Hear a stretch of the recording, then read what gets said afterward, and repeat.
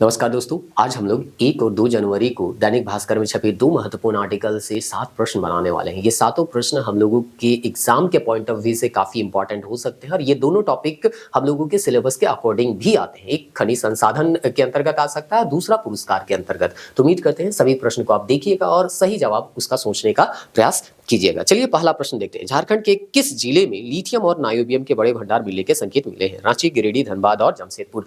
तो साल का जो पहला दिन था 1 जनवरी, उसी के दिन ये आर्टिकल छपा है। जैसा कि हम लोगों को पता है, झारखंड खनिज से समृद्ध, देश का 40% खनिज यहीं से जाता है। तो लिथियम और नायोबियम का भंडार भी झारखंड के ही किसी एक जिले में मिला है, वो जिला आपको बताना है। मिलने के संकेत मिले हैं रांची, गिरिडीह, धनबाद और जमशेदपुर। तो उम्मीद करते हैं सही आंसर आप सोच लिए होंगे। इसका सही आंसर है गिरिडीह। एक आर्टिकल छपा था जिसका हेडिंग था गिरिडीह के असुर हड्डी में लिथियम नायोबियम का खजाना। उम्मीद करते हैं ये आर्टिकल आप जरूर पढ़े होंगे। नहीं पढ़े हैं तो टेलीग्राम ग्रुप हम लोगों के प्रबोध पत्रिका के नाम से मिल जाएगा, वहां पे आप जुड़ जाइए। इस तरह के जो भी इंपॉर्टेंट न्यूज होते हैं आपको भेज दिए जाते हैं। ज्यादा मेहनत करना नहीं होगा, बस आप टेलीग्राम में जो न्यूज भेजे जा रहे हैं उसको पढ़ लीजिए। इस तरह से डेली करंट अफेयर आपका तैयार हो जाएगा। शाम को आप ऐप में जो है वो इससे रिलेटेड क्वेश्चन बना लीजिए, या हम लोगों के इस तरह के जो शॉर्ट्स मिलते हैं वीडियो, उसमें क्वेश्चन देख लीजिए और इस तरह से डेली क्विज जो है के माध्यम से अपना करंट अफेयर जो है वो तैयार कीजिए। अगला प्रश्न है, नायोबियम मुख्य रूप से किन देशों में पाया जाता है? इसी आर्टिकल में दिया गया था। भारत और चीन, रूस और ऑस्ट्रेलिया, ब्राजील और कनाडा,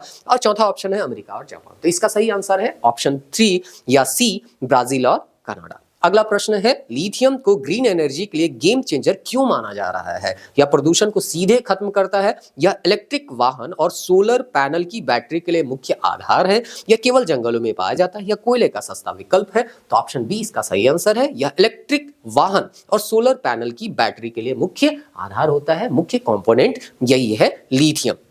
लिथियम आयन बैटरी आप लोग सुने भी होंगे। भारत सरकार ने 2030 तक कितने प्रतिशत इलेक्ट्रिक वाहन अपनाने का लक्ष्य रखा है? 10%, 50%, 100 या 30%? तो 30% इसका सही आंसर हो जाएगा। नायोबियम का उपयोग मुख्य रूप से किन क्षेत्रों या उपकरणों में किया जाता है? तो हो सकता है नायोबियम आप पहली बार सुन रहे होंगे, तो इसके बारे में आप डिटेल सर्च भी कर सकते हैं। मोबाइल फोन की बैटरी और इलेक्ट्रिक वाहनों के टायर बनाने में, मैग्नेट, हाईटेक मशीन और रक्षा उपकरणों में। तो दूसरा ऑप्शन ही इसका सही आंसर होगा। अगला प्रश्न जो है वो दूसरे न्यूज से है, जो पुरस्कार के अंतर्गत हम लोग रख सकते हैं। रांची की किस लेखिका को रत्नाकर स्मृति सम्मान से सम्मानित किया गया? डॉक्टर उषा सिन्हा, असिंता सिन्हा, स्मृति संस्थान और साहित्य प्रेरणा मंच। तो सही आंसर होगा असिंता सिन्हा। अगला प्रश्न है, असिंता सिन्हा को यह सम्मान किस क्षेत्र में उत्कृष्ट योगदान के लिए दिया गया? समाज सेवा, खेलकूद, हिंदी साहित्य के संरक्षण व संवर्धन और राजनीति। तो तीसरा ऑप्शन सही होगा, हिंदी साहित्य के संरक्षण व संवर्धन।